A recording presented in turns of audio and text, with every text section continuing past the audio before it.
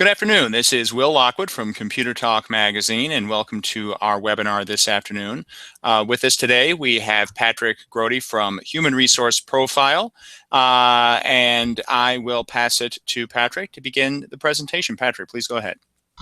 All right. Thanks, everybody, for sticking with us. Again, I'm Patrick Grody, National Account Manager for Regulated Industries here at HR Profile. Here to talk about employment screening compliance and the federal laws and bodies that take care of those processes. First, I'd like to thank Will Lockwood for setting up this webinar and getting all the invites out and getting us up and running. I really appreciate that. Thank you, Will. So with that, let's just go ahead and jump right into it. What we're going to talk about today is, first of all, the Equal Employment Opportunity Commission, commonly referred to as the EEOC. Everybody that hires has to follow a couple basic rules. Whether you're hiring a stock boy for your pharmacy, a lead pharmacist, or a CEO, you need to follow these rules when running background checks on your employees. And the EEOC is the body which regulates anti-workplace discrimination laws. They've instituted a number of lawsuits, and they've made it known that they're really interested in how background checks interact with discriminatory practices in employment. So they have been relatively active. We'll talk about what they want from you in your background check processes, as well as how to avoid their scrutiny.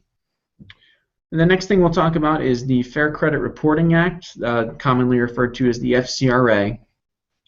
The Fair Credit Reporting Act was amended in 1997 to also apply to background checks which are conducted for employment purposes. It sets out a couple guidelines that all employers who use a vendor for background checks have to follow. We'll talk about those guidelines, and we'll also talk about how you can work to stay compliant with those guidelines. There are a few simple steps that you can take to drastically reduce your exposure to liability from both of these sources, and I will share those with you as well before ending with a question and answer portion at the end of the webinar. So before we get into that, let me give you a little bit of background about HR Profile. We're a full-service employment screening firm, commonly referred to as a consumer reporting agency or a CRA. What we provide is services that you'll be very familiar with: background checks, drug tests, employment verifications, reference testings, those kinds of things. But we also partner with companies such as the Divine Group, Personnel Profiles, other personality testing companies, to give you a better look at maybe the personality of your applicant as well as their criminal history. We also have a number of partners who are technical partners as well, who provide software solutions to our clients, like applicant tracking systems, HRIS systems, and things of that nature. We do have our own in-house team of computer developers. They've helped to build all of the systems used in our background checks, which are all proprietary to our company. We own all of them. We give them away for free along with our background checks. That is all proprietary to HR Profile. We have been building those systems since our inception in 1991, and we've worked continuously to perfect them. We did start off exclusively performing background checks as a three-person operation back in 1991. We've grown a little bit since then. We now process over 1,000 background checks per day, with the infrastructure in place to process as many as 3,000 per day. We do those background checks for companies nationwide and worldwide.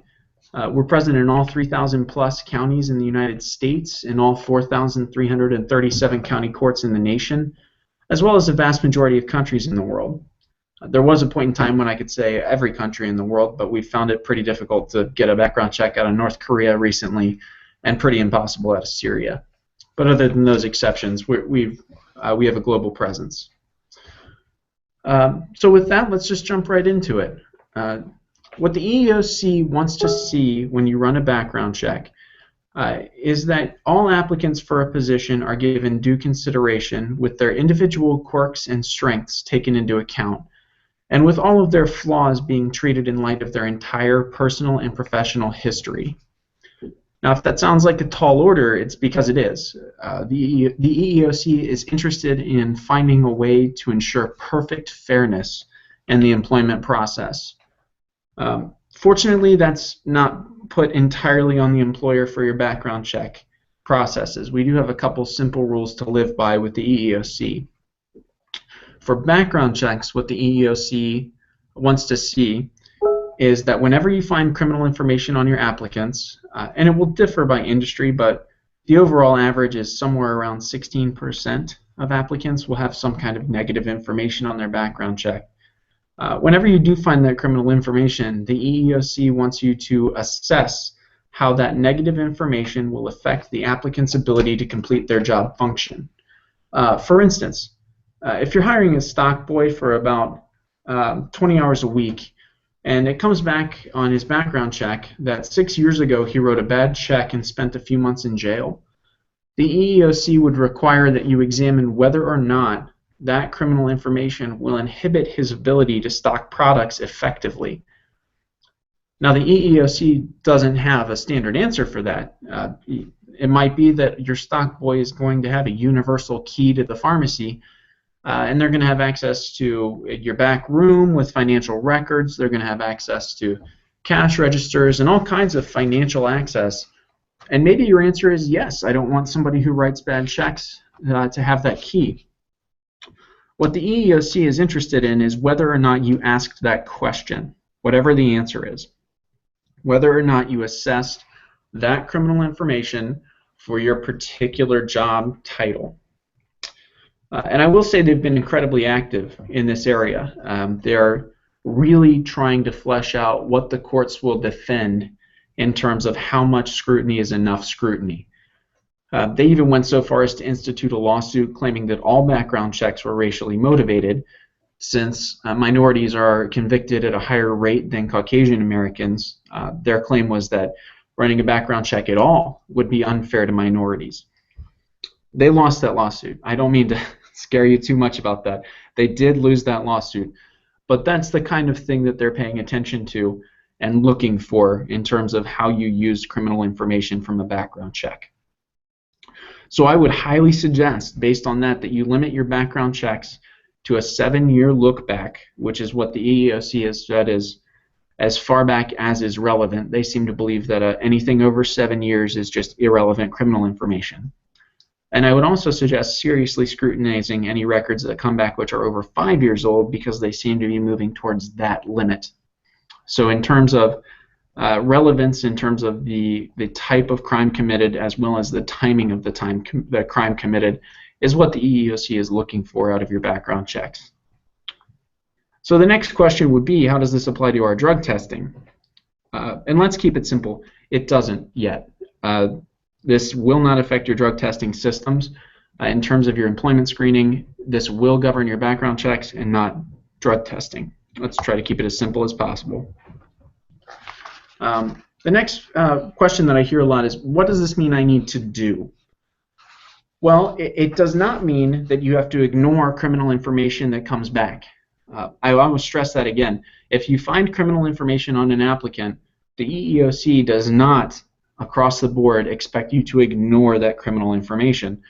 They've admitted that background checks are a vital part of the employment process and that you're entitled to see that employment information. They're simply looking for that extra level of scrutiny where you tie the information to the relevant requirements for your job. And the best way probably to do this is to do it before you actually run the background check. Let me tell you what I mean by that. You want to limit the scope of the information that you are looking for to only information that is relevant to the position that you're seeking to fill. You do not want to run a credit check on your stock boy that would return financial information unless you have a reason for that financial information. You don't want to run a nationwide, all states, $100,000 background check on somebody who is going to be taking a warehouse position. It's simply not relevant for the position at hand. So a lot of CRAs, of the good CRAs I could say, are creating tailored packages and tailored searches for the different levels of employees within your organization. I help create these packages every day, and what I hear a lot is we need to set up a background check process that includes credit checks, federal district court checks, and statewide court checks. Now, the question you need to ask yourself at this point is, what do I need these checks for? Do I need the credit checks for an accountant? Maybe I need a federal district court check for an executive to make sure that they haven't had any high-level federal or interstate crimes. And maybe I need a statewide background check on a traveling salesperson, outside salesperson, to make sure, you know, they're never in one spot for very long. So I need to make sure that they have a clean record throughout the entire state. If you bundle all of these searches together, however, they become inappropriate for each job function. There's no reason to run a nationwide background check on an accountant. There's no reason to run a credit check on a traveling salesperson, by and large. And there will be exceptions, but by and large, there's no reason to do that. So what you need to do is make sure that your background checks are tailored for the positions that they're relevant to. And if you do, you'll avoid the vast majority of EEOC scrutiny. That is what they want to see out of a background check process. I know it sounds like a broken record, but the EEOC has been hammering on that requirement for a long time, and I just want to make sure that it's clear. So let's move on to the FCRA. The FCRA applies to background checks anytime an employer hires a consumer reporting agency, or again a CRA, to collect information regarding an applicant's fitness for hire or an employee's fitness for promotion. This includes background checks, reference checks, employment verification, all the services you commonly associate with a background check company governed by the FCRA. It does not apply to drug testing. I'll stress that again. Neither of these bodies apply, or neither of these bodies or laws apply to drug testing. Drug testing is a separate animal governed by state laws, but not by these federal requirements. So, the FCRA exists so that applicants can have a chance to correct false information that's found in their file. Let me give you an example of when that can happen, even with a thorough background check and a good background check company. We once had an applicant who called in and swore on his mother's grave that he had not committed any of the 10 offenses that we had found on his background check. He claimed he had never even had a speeding ticket in his life, and one of the crimes that we reported was assault on an officer. And he just didn't understand how these things could be showing up on his record. Well, we heard that, and we talked through it with him, and then we went and we dug a little bit deeper. We showed him that his social security number, his name, his date of birth, and a signature appeared in a lot of court records and on all the police reports for the crimes. He was shocked. He had no idea how this could have happened. And he demanded that we dig deeper. Now, let me stop there because the FCRA doesn't require us to dig any deeper than that. You have to show them where you got the information and verify that the information is correct out of the court level, and that is the end of your requirement. But frankly, we were curious. This seemed like a really upstanding guy. He wasn't trying to be annoying or obnoxious. He was just really confused. So we did dig a little deeper on his behalf, and we found headshots from some police reports. It turns out that his brother had been arrested a couple of times.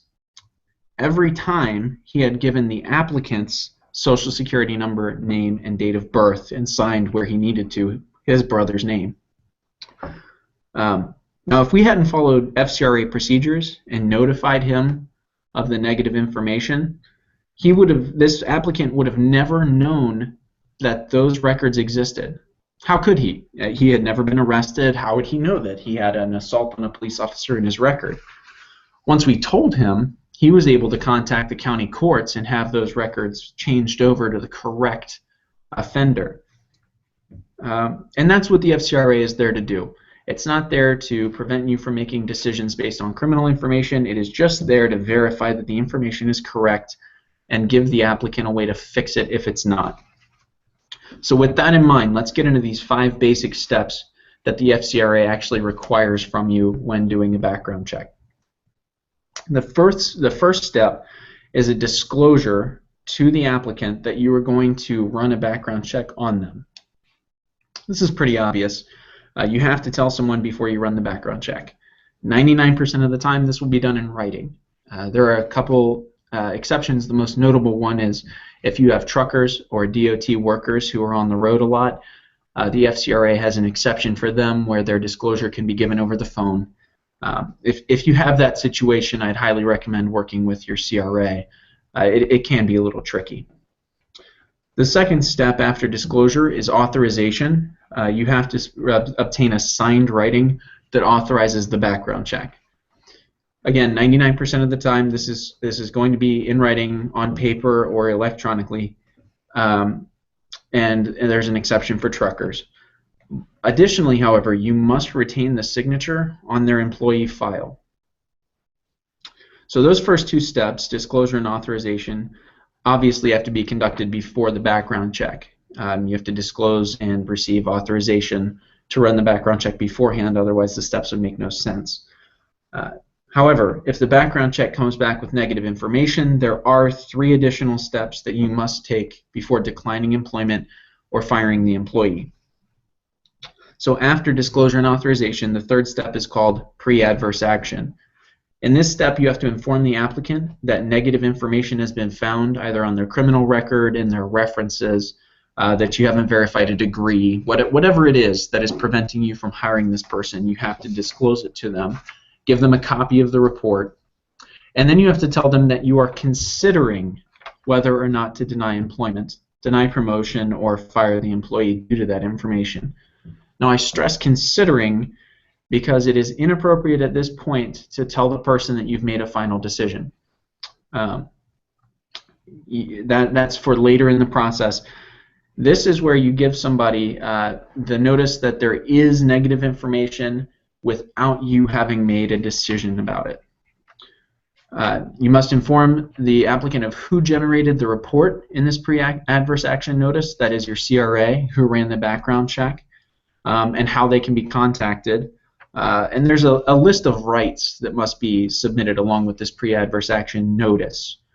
A lot of CRAs, the best CRAs, honestly, are providing all of these items prefabricated because they're pretty easy to generate and fill in the blanks, along with your list of rights to their clients to be given to anybody that needs to have adverse action taken against them. So those are the first 3 steps: disclosure, authorization, pre-adverse action. The fourth step is very easy. You have to let the applicant have an opportunity to contact the CRA and whoever generated the report and get the information they need to resolve any conflicts that might exist, to either explain how this negative information came to be on their report, or to get it fixed. Courts have held that 5 business days is a long enough pause. We recommend that you maybe think about a 6 or 7 day waiting period. You know, doing the bare minimum that courts have authorized sometimes doesn't look good to regulatory agencies. That 1 day might be long enough to differentiate you from other employers and save you from some needless lawsuits. The 5th and final step is the final notice of adverse action. This is a very simple letter stating that you have made your final decision and you're not going to hire, promote, or retain the employee or applicant due to the adverse action found in adverse information found in their background check. This is a very simple process. You basically just have to let the applicant know that this process is over and you're done considering them. Now, these 5 steps are really simple and they're pretty easy to automate, but they're absolutely essential. Many companies are failing to properly structure their disclosure and authorization, actually, which are rather specific technical documents. The process is very easy, but the way that they're formulated is very technical and has a lot of legalese. And a lot of companies are structuring them improperly and are being sued for millions of dollars. Dollar General paid out $4 million in 2014 for its disclosure and authorization. Domino's paid out $2.5 million in 2013. And this year it's expected that Uber will settle a suit due to its authorization and disclosure. I'm not saying this and throwing these numbers out here to scare you. I'm just trying to point out that these are not invisible issues. Plaintiffs' attorneys can spot these issues and they can smell the money in the water from these class action lawsuits. So it's probably behooves you to pay attention to them as well. A good CRA will be out ahead of these issues, and they will have taken care of this for you. At HR Profile, for instance, we have a compliance team of about 3 people, including myself as corporate counsel, and we manage these issues for our clients. Not retroactively. We don't worry about lawsuits that happened in the past because we've already taken care of those issues ahead of time. What we're looking for is the next big issue that might hit the courts, and we take care of it ahead of time and get all of our forms accurate and up to date to keep you compliant.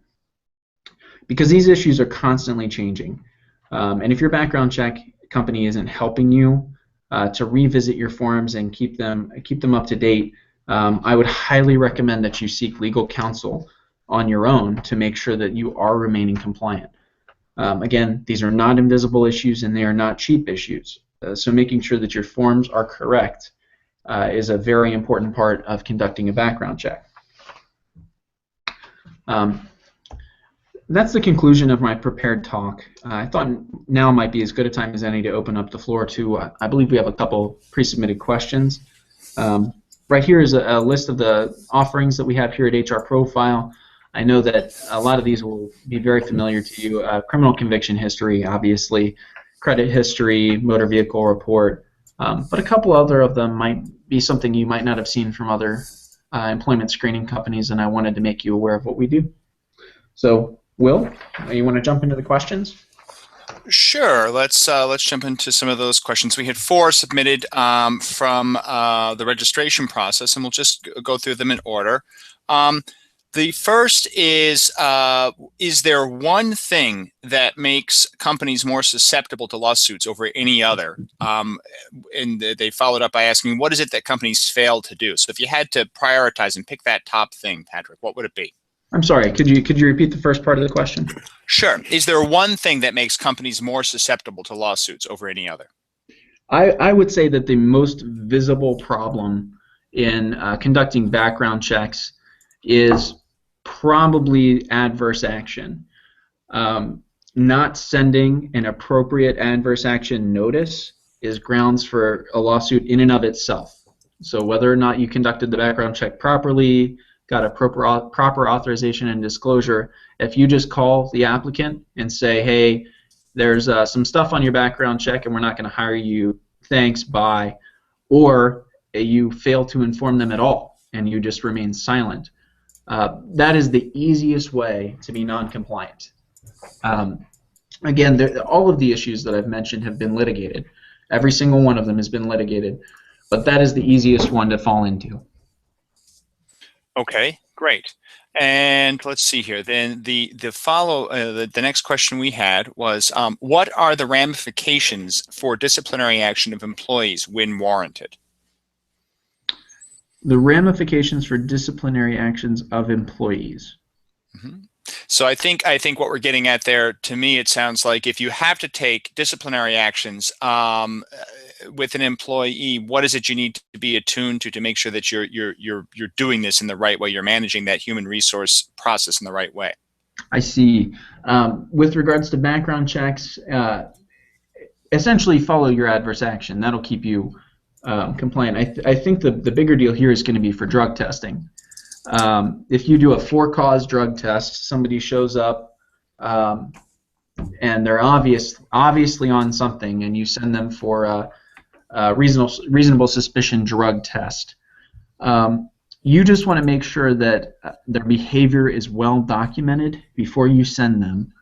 You need to make sure that your drug testing policy is spelled out beforehand, either in your employee handbook, in their sign-up papers, in their employment packet, somewhere. It's well documented what your policy is.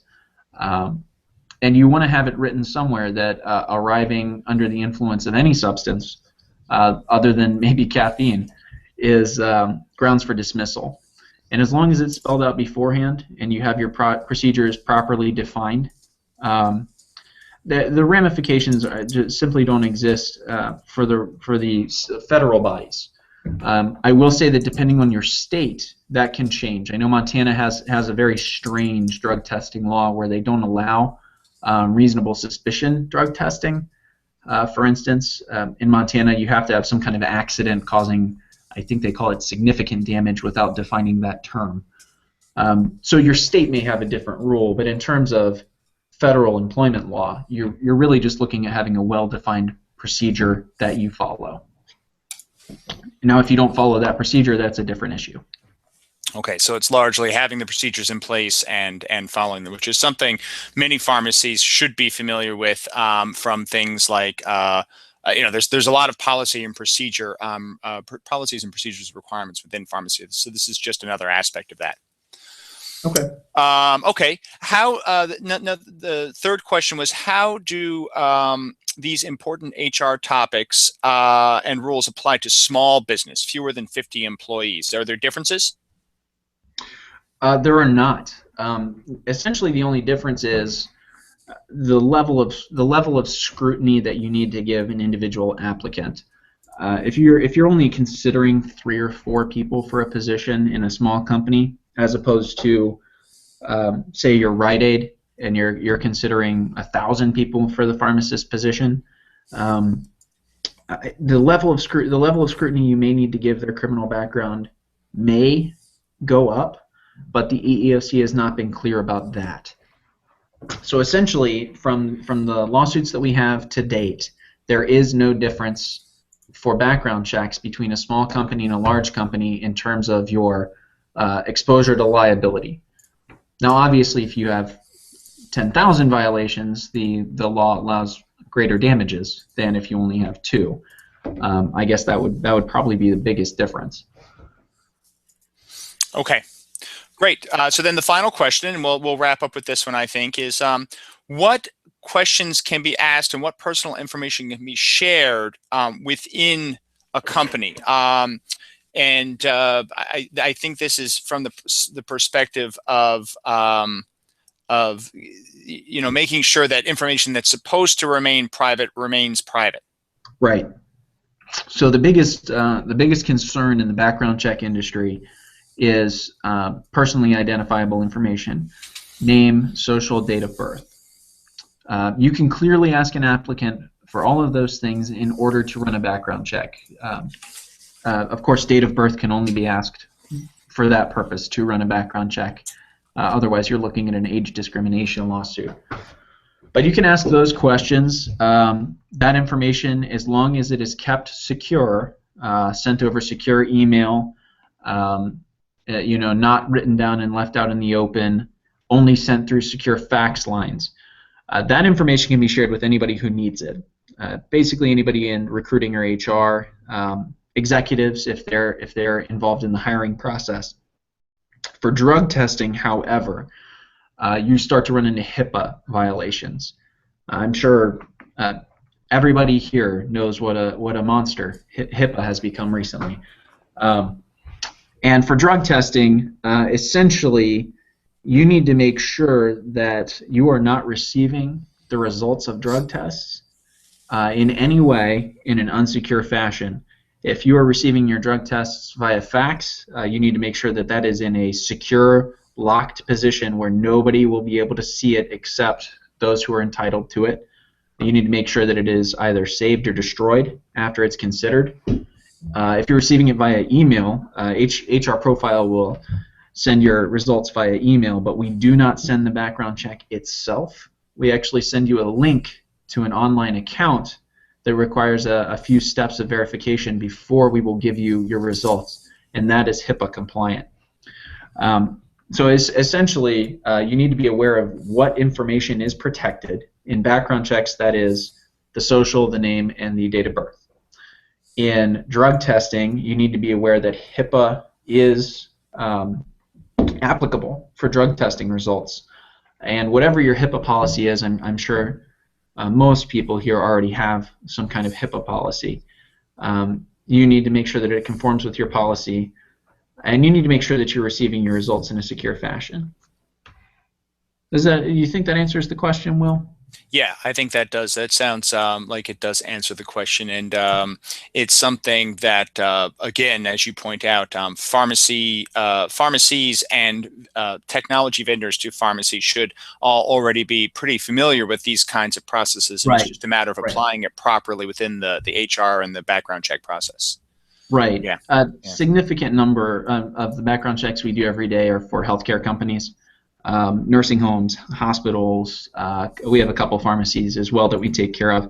And most of them already have a secure email policy set up. And what we will do, and I can't guarantee that other consumer reporting agencies will do this, but I know a few that do. What we will do is contact your IT department and make sure that we have end-to-end encryption, is what it's called, so that nobody but you can read the email, and then we can send you the entire drug test over email if you'd like. But again, that's a function of HIPAA policy, and it changes from company to company. Okay. Perfect. Then I think we will wrap up with that. And Patrick, I want to thank you for your time this afternoon and your expertise. And we'll follow up with everyone with access to the recorded presentation if they want to review it, and with Patrick's contact details in case you want to get in touch with him. And with that, Right. I'll say goodbye. All right. Thank you so much for having us, Will. Okay. Thank you. Bye-bye.